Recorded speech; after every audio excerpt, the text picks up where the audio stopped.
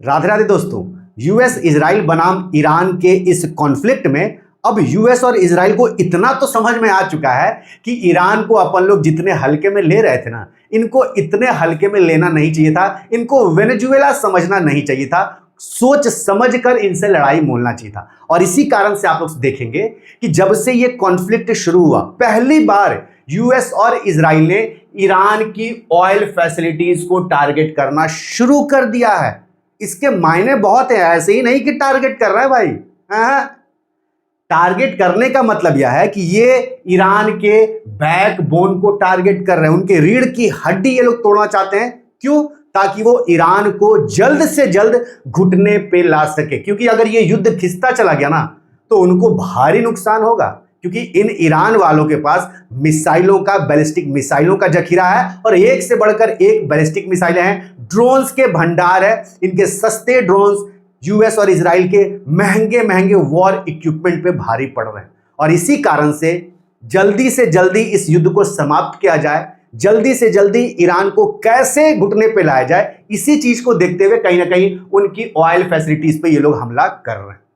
अब सवाल यह उठता है कि ऑयल फैसिलिटीज पे हमला करने से ईरान कैसे झुक सकता है, कैसे इनका बैकबोन टूट सकता है। इसको चलिए अपन लोग अब विस्तार से समझते हैं। आगे बढ़ने से पहले यार, चैनल बिल्कुल नया है, शेखर राजपूत अनफिल्टर्ड।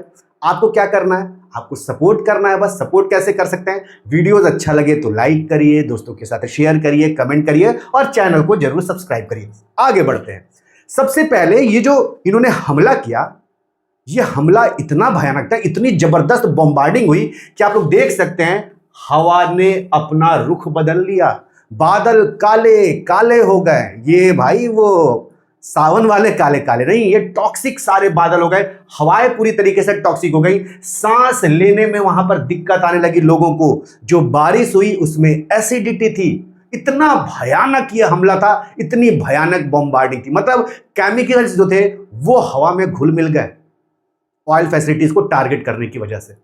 तो बहुत भयानक ये हमला था। लोगों को घुटन महसूस हो रही थी, ऐसी खबरें आ रही है भाई।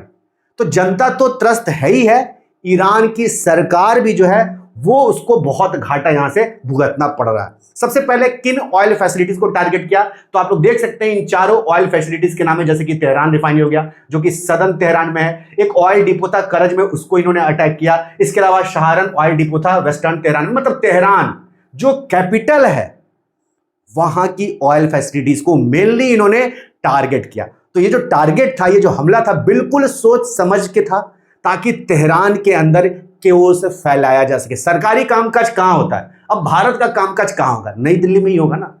तो जब दुश्मन देखेगा हम पे हमला करेगा तो वो क्या सोचेगा कोई कि भाई नई दिल्ली को समेटा जाए, पहले नई दिल्ली में केओस फैलाया जाए। कहीं ना कहीं वही पूरा मकसद यहां पर किसका?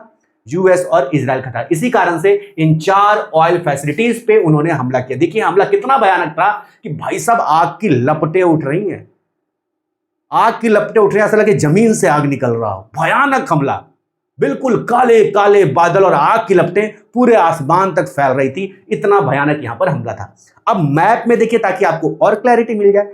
मैप में कहां पर है? तो ये तेहरान है और तेहरान के देखिए बिल्कुल, एक तो ये करज में हो गया और ये तीनों, ये दो ऑयल फैसिलिटी यहां पर देखिए, एक यहां पर है। तो इन सारी जगहों पर इन्होंने हमला किया। इसके अलावा गैस फैसिलिटीज पर भी हमला किया। भाई कहां पर है गैस फैसिलिटीज? तो ये देखिए, ये जो पर्सियन गल्फ है, ये रहा फज्र जाम गैस प्लांट।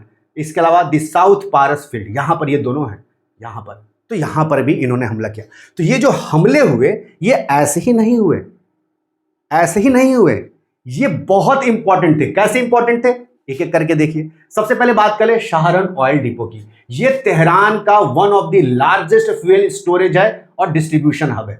कैसे? यहां से देखिए, तेहरान के अंदर जो अर्बन फ्यूल ग्रिड है ना, वहां पर जो पूरी ऑयल सप्लाई होती है, जो एनर्जी के लिए सप्लाई होती है, वो यहीं से होता है भाई। और ये देखिए उनका पूरा अर्बन ग्रिड सिस्टम है, किस तरीके से पूरा सप्लाई चेन बना हुआ है। पूरा सप्लाई चेन किस तरीके से जगह से बना हुआ है आप लोग देखिए। तो आप इस पे हमला करेंगे तो ये जो पूरे ऑयल की सप्लाई हो रही है जगह जगह से, ये बंद हो जाएगी।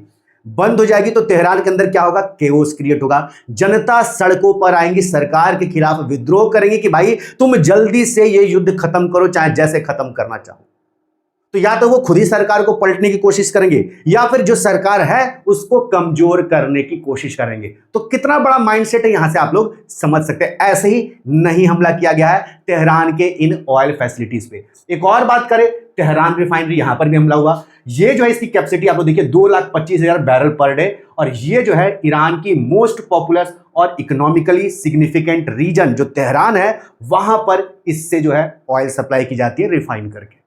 तो किस तरीके से तेहरान के अंदर केओस फैलाने के लिए वहां की जनता विद्रोह करे, और साथ ही साथ जो मिलिट्री फैसिलिटीज, भाई साहब जब कैपिटल है तो मिलिट्री फैसिलिटीज तो होंगी ना दबा के, यहां से ऑयल वायल तो जगह जगह सप्लाई होते होंगे, तो उन मिलिट्री फैसिलिटीज को भी बाधित की जा सके, इस कारण से इन एनर्जीज प्रोवाइड करने वाले रिफाइनरीज पे, ऑयल फैसिलिटीज पे यहां पर जानबूझकर हमला किया गया। इसके अलावा साउथ पारस गैस फील्ड है, वो देखिए दुनिया में जितना भी रिजर्व है गैस का, खबरें हैं कि लगभग उसका 20% यहां पर मौजूद है। तो इस पर हमला करने से क्या होगा? इस पर हमला करने से यह होगा कि दुनिया के अंदर जो गैस है उसके रेट भागेंगे, तो दुनिया के अंदर एक अलग केओस होगा, दुनिया वाले अलग प्रेशर डालेंगे, भाई साहब जल्दी खत्म करो, जल्दी खत्म करो। तो ये एक यूएस पे प्रेशर डालेगा। अब देखिए इजराइल तो छोटा सा है, अल्टीमेटली प्रेशर किस पे जाएगा? ये इजराइल का माइंड गेम है। प्रेशर जाएगा यूएस पे कि तुम साले इजराइल को सपोर्ट कर रहे हो, तुम्हारे कारण से ये युद्ध छिड़ा है, तो ये यूएस पे प्रेशर जाएगा। यूएस पे प्रेशर जाएगा तो अब यूएस बाधित होगा। अब यूएस जिस तरीके से जल्दी ये युद्ध खत्म करे, चाहे वो बहुत तेज हमला करे, खुद करे, इजराइल से करवाए, या फिर जो भी करे, इस युद्ध को जल्दी खत्म करे। तो कहीं ना कहीं ये इजराइल का एक माइंड गेम भी है यूएस के साथ भी। भाई यूएस के साथ भी माइंड गेम है, एकदम दे मारा। और ट्रंप तो फंस चुके हैं इस युद्ध में आके, इजराइल ने पूरी तरीके से उनको फंसा दिया, पीछे नहीं हट सकता है भाई। और एक और हमने देखा फज्र ए जाम गैस रिफाइनरी, तो यहां से भी जो है डोमेस्टिकली इलेक्ट्रिसिटी और फ्यूल की सप्लाई होती है। तो इस तरीके से जो ये अटैक किए गए, क्यों किए गए? सोच समझ कर किए गए। डोमेस्टिकली भी केओस क्रिएट करने के लिए, मिलिट्री के अंदर भी केओस क्रिएट करने के लिए, उनको बाधित करने के लिए, और साथ ही साथ दुनिया भर में रेट बढ़े तो वहां पर भी केओस क्रिएट करने के लिए। तो ये पूरी यहां पर मंशा थी। और अल जजीरा का एक आर्टिकल मैं पढ़ रहा था, वहां पर भी ये चीजें देखने को मिली यहां पर कि एक एनालिस्ट है यहां पर एलन आयर, ये बता रहे हैं कि भाई यहां पे बहुत दिमाग लगा के इजराइल ने ये सब काम किया है। इजराइल चाह ये सब हमला करके ये दिख कर रहा है इन जगहों पर कि वो एक तो भाई ये चाह रहा है कि या तो सरकार हट जाए, जो करंट रिजीम है ईरान के अंदर, जो कि इजराइल के लिए बहुत बड़ा खतरा है, वो कंप्लीटली हट जाए, या फिर अगर वो हटे ना, इतनी कमजोरी है, जनता इतना विद्रोह कर दे इन जगहों पे हमला करने के बाद कि जनता खुद ही सड़क पे बहुत भयानक उतर जाए, पहले से भी ज्यादा पूरा विद्रोह कर दे। तो इधर से तो इजराइल और यूएस अब तो लड़ाई कर ही रहे, छेड़ ही दिए, वो तो मार ही रहे हैं, जनता अंदर से मारे, तो ये युद्ध और जल्दी खत्म हो जाएगा। तो पूरा सोच समझ के कहीं ना कहीं इजराइल ने यह हमला किया कि रिजीम जो है खामनेई का, ये पूरा सिस्टम ध्वस्त जल्दी से जल्दी किया जा सके। तो इस कारण से यह हमला सोच समझ के किया गया यूएस और इजराइल द्वारा। अब यूएस इजराइल तो हमला कर दिया सोच समझ के, क्या ईरान चुप बैठेगा? बिल्कुल नहीं भाई, बिल्कुल चुप नहीं बैठेगा। ईरान ने भी हमला कर दिया है इजराइल के हाफिया ऑयल फैसिलिटी पे, और वो उनके लिए बहुत इंपॉर्टेंट है, बहुत ज्यादा, वो उनके रीढ़ की हड्डी है। तो ईरान भी ऐसा नहीं कि दबने वाला है। जैसे ही ये लोग हमला किए, थोड़े समय बाद ईरान ने भी दे मारा भाई साहब वहां पे बैलिस्टिक मिसाइल, और धुआं धुआं कर दिया। तो ईरान भी पीछे हट नहीं रहा है। अब ईरान ने ये जो दे मारा उससे उनको कितना नुकसान होगा, इस पर मैं अलग से एक बिल्कुल विस्तार से वीडियो बनाऊंगा, जहां पर आपको उस चीज को समझाने की कोशिश करूंगा। बाकी आपको ये वीडियो कैसा लगा, समझ में आया कि नहीं, हमारे कमेंट्स में जरूर लिखिए। और चूंकि चैनल नया है, आगे बढ़ाने का जिम्मा आप लोगों का है, तो आप लोग क्या कर सकते हैं, वीडियोस अच्छा लगे तो लाइक करिए, कमेंट करिए, दोस्तों के साथ शेयर करिए, उन दोस्तों के साथ जो कि ऐसे वीडियोस देखना पसंद करते हैं, और चैनल को जरूर सब्सक्राइब करिए जिसका कि नाम शेखर राजपूत अनफिल्टर्ड है।